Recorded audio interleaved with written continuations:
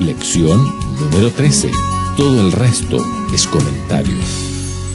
Querido, llegamos a la última lección de este trimestre. El título es interesante. Todo el resto es comentario.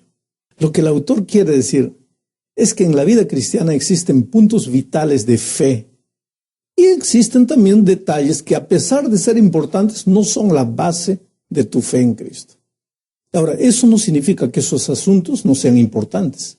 Significa simplemente que no son la columna de la salvación.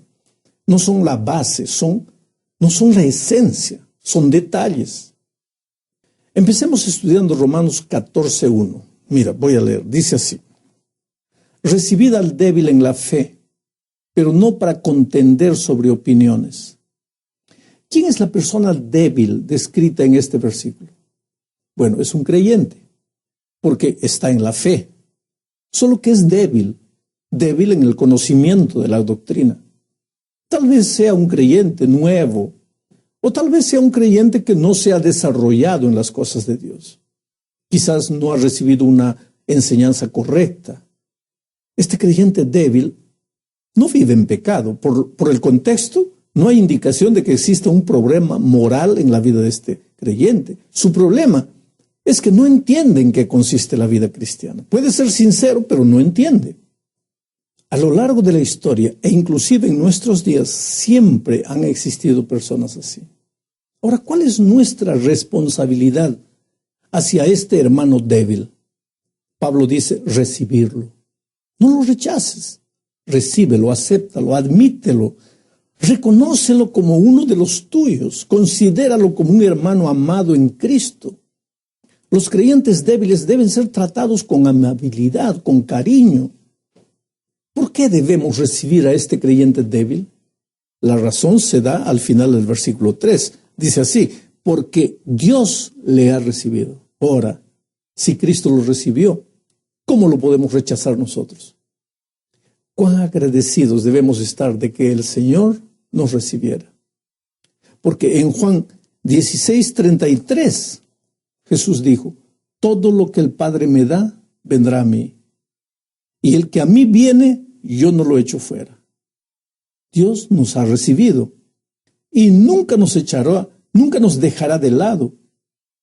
Pero Pablo dice, no recibas al creyente débil con el objeto de tener una discusión o disputa con él.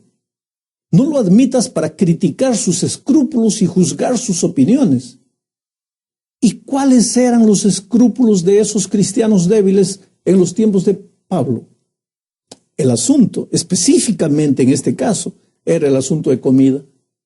Estaban tan preocupados con algo importante como es la alimentación, pero habían perdido de vista la esencia de la fe que era Cristo. Entonces, el consejo de Pablo en los versículos 2 al 4 es, porque uno cree que se ha de comer de todo, otro que es débil come legumbres. El que come no menosprecie al que no come, y el que no come no juzgue al que come, porque Dios lo ha aceptado. ¿Quién eres tú para juzgar al criado de otro? Para su propio amo está en pie o cae, y en pie se mantendrá, porque poderoso es el Señor para sostenerlo en pie. Qué interesante.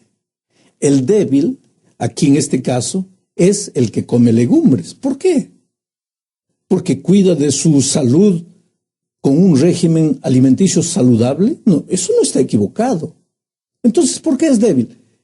Es que él deposita su confianza de salvación en su alimentación. ¿Entiendes? Él no ha entendido la esencia de la fe. Por eso es considerado débil, a pesar de que está en el camino correcto de cuidar su cuerpo. Estos versículos son claros, casi no necesitan comentario. Aquí Dios nos dice que puedes comer de cualquier cosa, de todo, sin importarte con tu salud. No, el trimestre pasado hemos hablado de eso. Lo que Pablo afirma es que no debes juzgar a tu hermano por causa de estos detalles. ¿Quién es más débil? ¿El que come o el que juzga? O tal vez la mejor pregunta sería, ¿es la comida la esencia del cristianismo? El principio de los siguientes versículos, donde se menciona el guardar días, es el mismo. Claro que aquí no se menciona el sábado de la santa ley de Dios, que como ya vimos, el sábado es eterno. El propio Pablo no podría contradecirse. Aquí se está hablando de los días ceremoniales del pueblo de Israel. Esas ceremonias habían llegado al fin con la muerte de Jesús.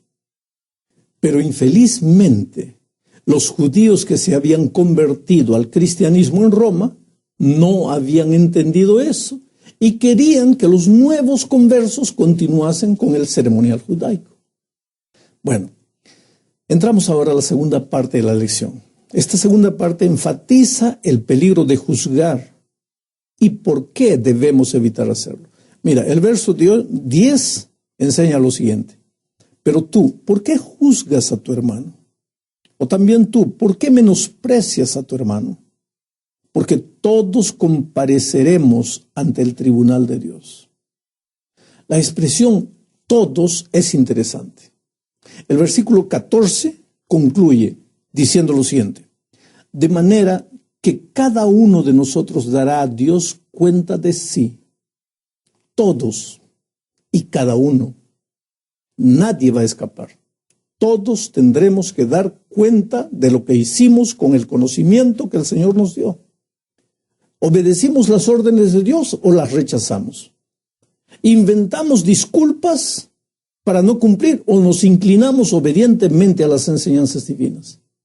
Solo que la respuesta es individual. Cada uno le dará cuenta al Señor. Por lo tanto, en lugar de estar preocupado con lo que tu hermano hace, preocúpate en prepararte tú para el día del tribunal divino. ¿Qué estoy haciendo con la verdad que yo conozco? ¿Está haciendo mi vida una fuente de inspiración para otros? Eso es lo que tiene que preocuparme. Vamos ahora a Romanos 14, 17. Este versículo es una especie de conclusión de todo lo que Pablo viene diciendo hasta aquí. Esta es la tercera parte de la lección. El versículo 17, a la letra, dice lo siguiente. Lo voy a leer. Porque el reino de Dios no es comida ni bebida, sino justicia y paz y gozo en el Espíritu Santo. Vuelvo a repetir, querido, Pablo no enseña que la comida o la bebida no sean importantes, porque la Biblia en muchas otras partes enseña que el comilón y el ebrio no entrarán en el reino de los cielos. Ahora, lo que Pablo afirma es que estas cosas, por más importantes que sean, no son la esencia de la vida cristiana. No es sobre esas cosas que está construida la vida cristiana. Estas cosas son el resultado. Tú no puedes construir tu fe encima de los resultados. Tienes que construir tu fe encima de lo que Jesús hizo por ti en la cruz del Calvario. El problema con los cristianos en la iglesia de Roma era que no habían entendido este asunto simple. Pero la pregunta es, ¿la entendí yo? ¿O yo tampoco la entendí? ¿Cuál sería tu respuesta? La lección de esta semana y do trimestre concluye enfatizando la responsabilidad del cristiano de no interferir en la vida de los cristianos que todavía no han llegado a la madurez de la fe. El capítulo 15, versículo 1, afirma lo siguiente. Así que los que somos fuertes debemos soportar las flaquezas de los débiles y no agradarnos a nosotros mismos. Mira, quizás la división entre los capítulos 14 y 15, esa división tal vez no sea una división correcta. Recuerda que la división en capítulos fue agregada posteriormente y no forma parte del texto original inspirado por Dios. En el capítulo 15, Pablo continúa con el tema del capítulo 14, mostrando la responsabilidad del creyente que es fuerte hacia su hermano que está más débil. Pablo presenta la responsabilidad de aquellos que son fuertes en la fe. Los que somos fuertes, dice. Pablo se incluye entre los fuertes. La palabra debemos significa necesitamos, estamos obligados. Es decir, Los que somos fuertes, los que hemos crecido por la gracia de Dios, en el conocimiento de su palabra, tenemos una obligación moral. Y esa obligación moral es hacia los débiles, a los que están naciendo, que están comenzando.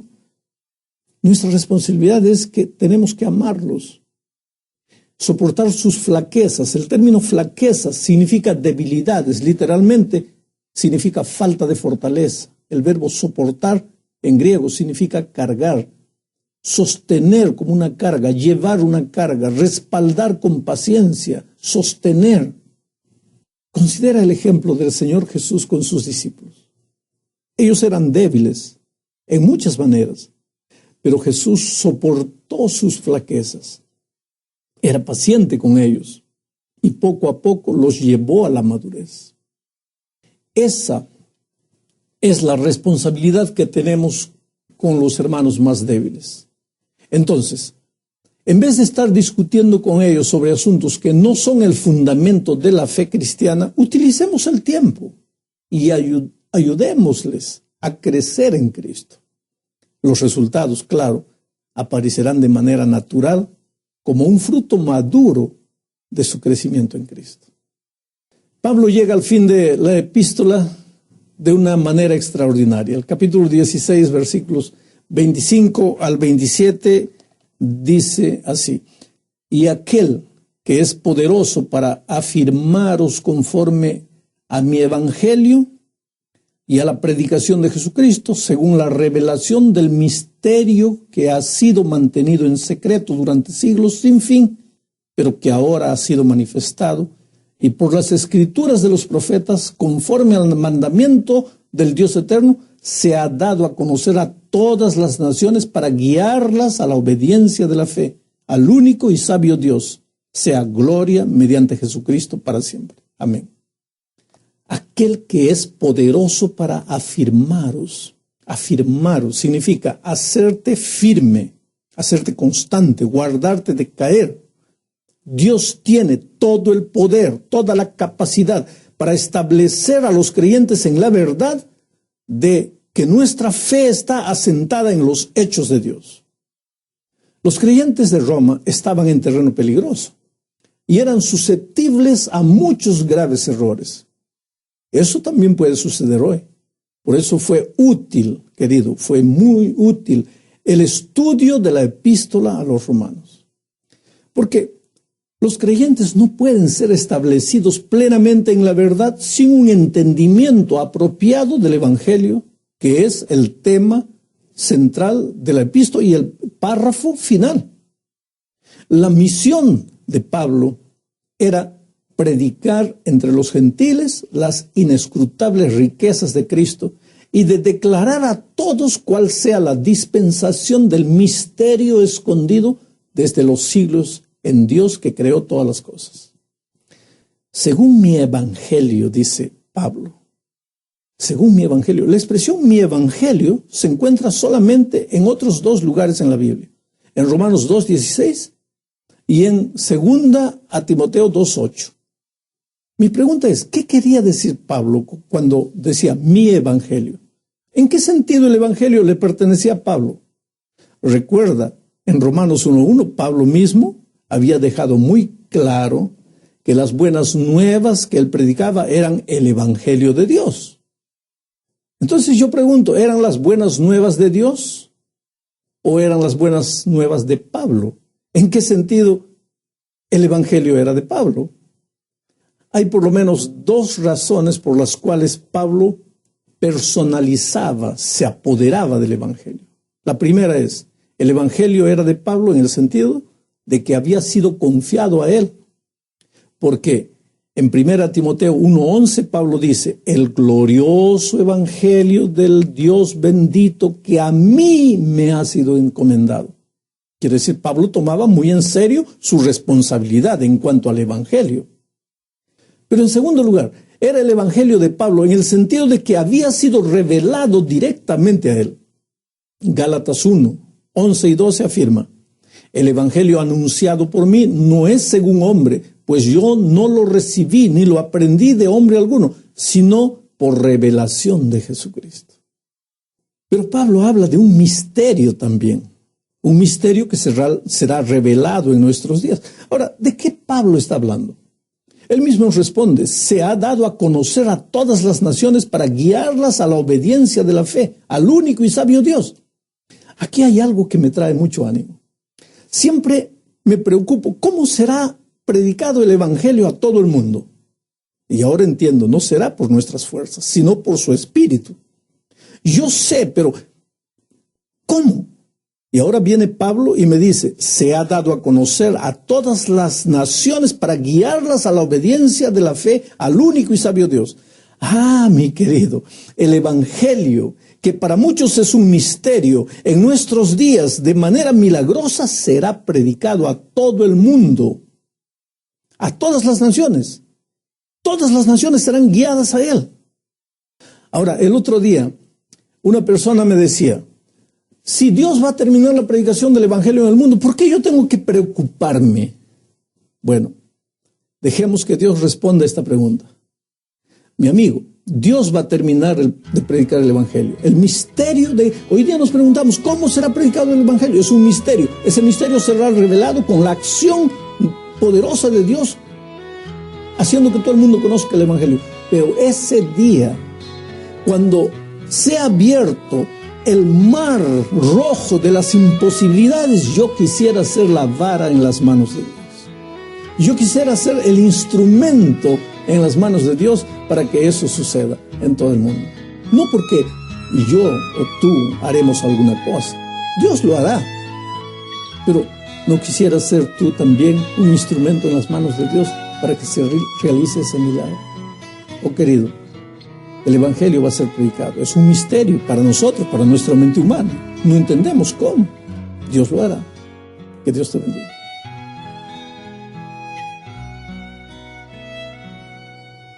Todos los derechos reservados y prohibida la reproducción total o parcial de este producto, así como la transmisión por la radio, la televisión o la Internet. Pan de Vida Productions, 2010. Para más información sobre este u otros materiales por el pastor Alejandro Puyón, puede llamarnos gratis en los Estados Unidos al 1-800-990-8432. También puede visitar nuestra página de internet ppvida.com.